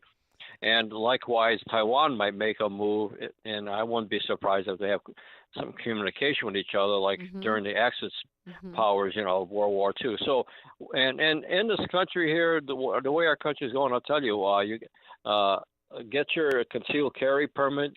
The women got to learn to not be afraid to use it, but rather want the education of how to use it, but rather buy clothing where you can easily get at the gun. I'm sorry, but this is the kind of world we live in. It's going to be like the Wild West, where you had a gun, your six-shooter, and you were able to use it effectively. Then you probably will survive. And No, well, thanks a lot, Nick. I mean, there's a lot of comments there that you bring up, but I will say this: I think that the world is a dangerous place. I think that evil exists in there. There's definitely evil leaders that want to do harm to good people, and there's people that are just wrapped up in their own ideology and their own power, and they do not want America or Americans to succeed in any way. They want to come after us. There's no doubt about it. I mean, but I kind of am an eternal optimist. Maybe that's why I'm still in Illinois. I haven't figured that one out yet. But I will say this: I am a little bit optimistic that these guys have overreached. The college campus hysteria has gone too far. The persecutions of Trump have gone too far. I mean, the latest polling is like he's doing phenomenal. In fact, let me see if I can pull this up quick. Well, I'll get it to you later here. But I mean, he is he's just doing a lot better. So I don't know. I think maybe the country's waking up a little bit. I think there's a shot that this is all going to backfire on them. Okay, here it is. New CNN national poll. Trump over Biden, 49-43 in a two-way race. 42-33 in a five-way race. 55% say Trump's presidency was a success, while 44% say it was a failure. 61% say Biden's presidency has been a failure. 39% a success. So this is a CNN national poll. This is Byron York tweeted that out today. So, I mean, I don't know. I think people are seeing through this. I think people know that it's a dangerous place. I don't think they like anything that's going along. I don't think they like that their grocery bill is over 20% higher now than it was, just when Biden started. I think people are fed up, and they're tired of the nanny state, and it's all come home to roost. And it's not sitting well with a lot of Americans, at least the majority of the Americans. Now, your woke leftists, they have got to be defeated at the ballot box. They have got to be defeated at the ballot box, and that includes in the state of Illinois. Don't give up. Don't give up. Let's take them out of office. So that's my 2 cents. So anyway, all right. So next we have the Edgar County Watchdogs, and I've taken a little bit of your time, John, but that's okay. We've got the whole. Well, we'll take a little break in between you two, but I can stretch this out. So, John, welcome to the program. I think you were going to update us on what's happening in Dalton, where America's worst mayor resides. Yeah, they got a party going on down there, I guess, with all these federal agencies. They got a federal party. Okay. Yeah, well, Fox 32 reported that the Fed served subpoenas on Thornton Township. We don't know who they're after, but I'm going to assume that they're after Keith Freeman again down at Thornton Township, because he's got an administrative job down there, just like he did. Wait, could you tell us more about this Keith Freeman? I'm confused. He's obviously somebody that works closely with Tiffany Henyard. Is he collecting two paychecks as well, one from Dalton and one from Thornton Township, just like she is? So he's doing it too. That's how she operates. There's lots of people that, and their families, people or their families that are work for both the township and the village. So she gets what she wants either way, or them or their families lose their job. Period. No questions asked. I didn't get my way, you're fired. So they're after Freeman, specifically why, and is it for the same reason in both Dalton and the township? I believe so. We don't know why they subpoenaed the township, but I think it's because of Freeman. He was indicted and charged with bankruptcy fraud, and that's right. We pointed that out. That's right. Yeah, we pointed out he didn't report his Dalton income, and obviously with subpoenas to Dalton, they went after 9 of his companies that he'd gotten paid. I think he got paid from other municipalities over the years. What is he? Is he the one who you know, does the expensive tree trimming down there for some ungodly amount? Oh no, that's somebody else. Huh? another guy. Okay, I got it. That's another guy that hasn't got paid in almost a year, and he's still trimming trees. Well, apparently he she's must not think paying he's their getting paid lawyers. or something. Possibly is that another part of this?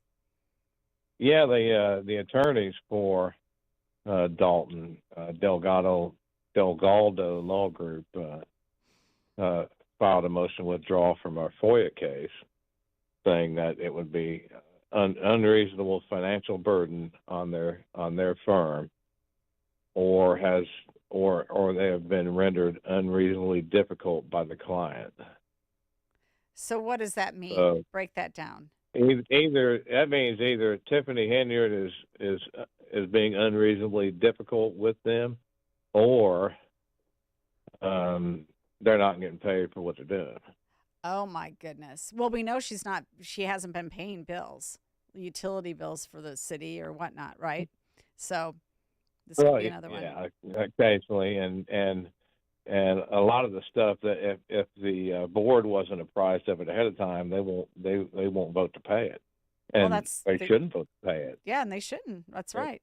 If hiring a firm wasn't approved by the board, that firm don't get paid. So this is all coming to a head, but I mean, we've seen this before. The feds go in, they investigate, and like it's years before there's any resolution, if there is any resolution. I understand that, and you can only hope against hope that something that they will put a stop to it. I mean, but this is exhausting. It's ridiculous. Yeah, so it's horrible, and I keep telling people from Dalton and Thornton Township that that kind of stuff wouldn't happen down here because the residents would put a stop to it. Yeah, I mean, it feels like they're powerless to do anything. They just feel, I don't know. What are they going to do? If you're in a small community like downstate, your livelihood are the people you live in the town with, and they're not going to let you get by with it. But in a large community, it's a different world, I guess. I don't know. I don't know either. I mean, there's enough residents, though, that are upset with her. You would think that she would feel the heat, feel the pressure, but she has no shame at this point, and she's going to probably continue this fraud until they actually put her in handcuffs, put her in jail, and then, take away the keys to the city offices from her. I mean, that's what it looks like to me. She has no shame. She does not care. Well, the residents are stepping up. The residents are stepping it up. They took charge of the township meeting, elector meeting earlier this month. They've been holding rallies, and they're getting more and more of them that are coming together to fight. Though it's like anything in the state, though. Honestly, you don't want to have to worry about this. You want to not have to worry about the politicians you put in power, but you do. You have to, like every single politician, you essentially, there's a handful that you don't have to, but for the most part, you have to be on top of them at all times to see if they're doing things right. It's a nightmare. I mean, I'm talking from the state legislator standpoint, because there's plenty of really, really outstanding mayors, I would say, in this state. We've got some really good mayors. Not obviously Chicago, but I mean, we've got other ones in suburbs, downstate. We've got some really good folks that are handling things, some great sheriffs. We have some great people in office, state's attorneys. We do. But I tell you what, you have to watch these people. It's just disgusting. As a watchdog, one thing that always tells us we need to keep looking is when they start not answering Freedom of Information Act requests. Wesley Township did that for a couple of years. They just wouldn't answer anything. And Tiffany Henyard and Dalton won't answer anything. We finally settled our FOIA lawsuit against Thornton Township, and they're starting to answer the FOIA requests now. How much did that cost them? How much did that cost? The same guy in charge of the FOIAs in both entities. Why don't he just answer them with Dalton? He does with Thornton. Do you know how much that cost them, Thornton, for not answering the FOIA? It was fairly cheap with us, like $5,500 or something. I can't remember. $5,500 in legal fees because they refused to answer it for you. All right, okay, I think John. that was just our attorney, but their attorney, I'm sure, charged them a lot more. Oh my gosh. All right, okay, we're going to take a short break and we'll be back to talk with Kirk Allen, the other Edgar County watchdog.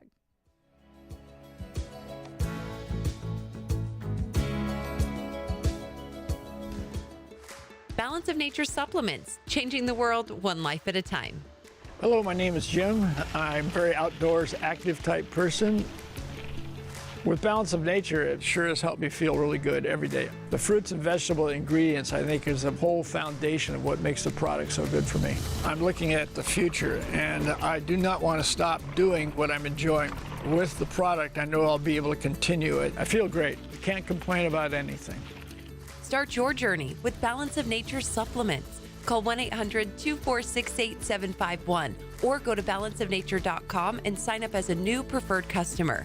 And for a limited time, get 35% off your first order, plus $10 off any additional sets with free shipping and our money-back guarantee. Go to balanceofnature.com or call 1-800-246-8751 and get this special offer by using discount code CHICAGO. President Ronald Reagan immortalized the phrase, "It's morning in America." These words symbolized a fresh start and a new dawn of freedom, an ideal embraced in the educational programs at Young America's Foundation. YAF has introduced countless high school and college students to the principles of individual freedom, free enterprise, and traditional values. Now, YAF offers a middle school program to capture the hearts and minds of a new generation. The middle school expedition to the Reagan Boyhood Home in Dixon will inspire students in grades 6 through 8 with the values of faith, freedom, enterprise, and opportunity, the cornerstones of the American dream. This May 3rd through 4th, 2024, step into an adventure in leadership at the Reagan Boyhood Home in Dixon, Illinois. Go to yaf.org to apply now.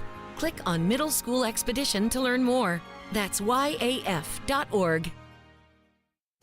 A great smile can make you feel happy and confident. So when you consciously conserve your teeth, that glowing smile will show through. At Best Dental Group, Doctors Economos, Gavalis, and their staff are ready to help you create that perfect look or maintain the one you have now. Along with general dentistry, Best Dental Group is a multidisciplined practice with an orthodontist, periodontist, and prosthetic specialists on site. They use the newest breakthroughs in dental technology, such as titanium implants, Invisalign clear braces, and laser treatments. Don't let fear get in the way. They can recommend sedation to make your experience as comfortable as possible. Best Dental Group is located in historic downtown Bartlett and is a multilingual office. Call 630-830-4930. That's 630-830-4930. Or visit bestdental.org. Best Dental Group, sharing your conservative values and helping you to conserve your teeth.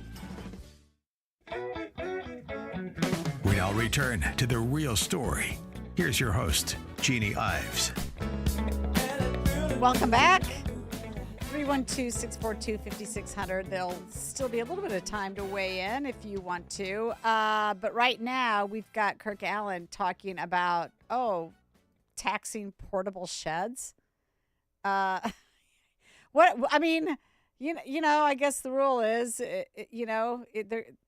if they can tax it, they're going to do it in the state of Illinois. It doesn't matter. That's right. Well, yeah, I hear you, Jeannie. The problem is when we had our constitutional convention, specifically Article 9, Section 5, Who that reads was the abolished. Constitution? These guys, they don't read the Constitution. Well, I think part of this problem, I think we can thank the township officials of Illinois Assessors Division for sending out a newsletter to all the assessors in the townships that basically let them know that thanks to a LaSalle County case where the P-Tax Board upheld taxing sheds, we have this problem all over the state now. And no way. Oh, so they yes, set a precedent, completely. and now this is what people are going to do.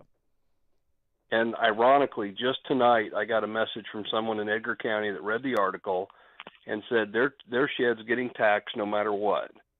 Well, we've seen some that are if it's a certain size, you get taxed. Well, where in the tax code does it outline what size is or isn't taxable? Are we, wait a minute, are we is all- talking about one of these sort of like 8-foot by 8-foot sheds that you put in your backyard for your lawn stuff?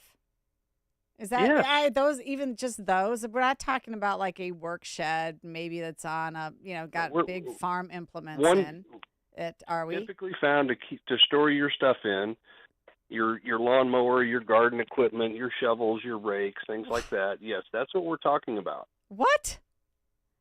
Yes. Well, how about if you build like a really awesome doghouse? Are they going to Well, tax your get- doghouse? Get ready, because now they've taken the position, and this is just an absurd reading of the property tax code, where they talk or they define what real estate or land, real property is. A building is defined as a fabric, structure, or artifice such as a house, church, shop, or like, designed for the habitation of man or animals, and then in italics, thank you, TOI, for the shelter of property. Oh, so if you store your property, then whatever you're storing it in becomes taxable under their absurd ruling. But by wait a this minute, under that ruling, my doghouse would be taxable if my doghouse were outside. Under that ruling, they said, or you store animals. Well, I don't store them there, but I mean, I guess could say that. This is Senator Rose. When I told him this, he laughed. He's like, "You're crazy. Nobody in their right mind would do this." I sent him information. Next thing you know, his phone's ringing because this first popped up in Coles County, and being that he's from that area, he's like, "There's no way they would be doing that." He got so upset. It didn't take but a few days to have the legislation drafted to put a screeching halt to it. Unfortunately, it's tied up in the Rules Committee in the Senate, so it probably won't go anywhere. It didn't even get out of the Senate. It hasn't yet. It's okay. Well, okay. So if you're listening to the show, everybody needs to email their state rep and their state senator and say, enough is enough. I mean, you're coming for my shed. You're coming for my doghouse. You want to tax my doghouse? If they tax your shed, when you pay your property tax, do it in protest, file a complaint with the Board of Review, and your argument, Article 9, Section 5 of the Constitution. Okay. Yeah, well, I mean, so how did they get away with this? Because nobody is sued over it? Is that the deal? So they're waiting. Again, you say break the law, change the law. That's what they do. I say what they're doing down there is that they are doing whatever they want to and daring you to sue them to get your rights back or your money back. Correct. Or your, and they know most folks That's don't what have they do. most folks do, because most folks don't have the resources to do it. And even with the P-tax, if going through the pain and hassle, the tax on that shed might only be another $25 or $30 a year. Who's going to spend that to go through the headache? So they get away with it, and they know they can get away with it, and that's why they keep doing this. Yeah. I've said it for years. Said it for years, Jeannie. Supervisors of assessments and state attorneys are dangerous elected officials in our state. One takes your money. One either does or doesn't do what he's supposed to do to protect your rights. Yeah. No. In most cases, they don't protect the rights. In fact, Coles County State's attorney verbally said in the meeting that portable sheds can be taxed. You can tax real property. Personal property. Okay. He said that in a meeting. Does everybody remember, they had this, Cook County had a massive revolt over the 1 cent soda tax. Remember that? Right. 1 cent per ounce you were going to get taxed on your soda, right? Massive revolt. They put it in place and immediately soda sales drop in Cook County, and everybody's going right across the border into DuPage to buy all of this stuff. It was bad. They had to rescind that tax over a 1 cent soda tax. People were so pissed off. And you cannot get them to get upset about their property tax bill, which is in some cases thousands of dollars, highest in the nation now, highest property taxes in the nation. And now, okay, we're going to tax your doghouse or your garden shed. So what? I don't know what to do with people. Great, Chapin. I love him. I think he does really great work. But he's going to have to write about it, talk about it, blog about it, make a speech about it, get some attention on it. Because I guess people just don't pay attention. They don't care enough. I don't know. Maybe they're happy with the Well, high taxes. it's not a matter of paying attention. We don't have any media that covers anything Yeah. at the local level Yeah. anymore. Yeah, that's true too. That's true too. Hey, but you know what they're doing? They've got a bill down in Springfield to sort of fix that. They have a bill that they want to give stipends to students coming out of journalism degrees if they take 2 years and they write for local media and they take a local media job. And, they've got all these qualifiers as to what constitutes local media. And, of course, it's very much establishment organizations that would qualify for local media. Right. I mean, so it's kind of a joke because I think I said it earlier, but you know how they have crowdfunding? Well, now you've got basically libs of TikTok that does crowd journalism or crowdsourcing of journalism. I mean, that's a way of the future, but no. We want it only the establishment media are going to be eligible for these types of grants. But you're right. Yeah, you're right. People don't cover it, so it doesn't get covered. Mm-hmm. Yeah. Well, this one, it was shocking. I never in a million years thought they would start taxing people's portable sheds, but here we are. Mm-hmm. Yeah, no, this is Illinois. They're doing it, and they're getting away with it. Yep. And just across the state line in Indiana, they have a 1% hard cap on your property. You cannot go higher than that for residential, and it works. And they still have police, fire, roads, schools, and you name it. All right, we got to leave it right there. Thanks a lot, Kirk, for coming on the show. I really appreciate you guys and the work that you do. Thank you. And to my listeners, have a great week. It was a big weekend for us. Our number 3 son, the middle guy, he got engaged. So we're really happy to have Juliana, who's going to join the family, hopefully sooner rather than later. We'd rather have this wedding right away because, why wait? But, yep, the happy couple resides in Ohio, and we were just there for their little engagement thing. So good news in the Ives household. All right, I'm going to leave it there, and everybody have a great night. Structural foundation problems? Permaseal can help.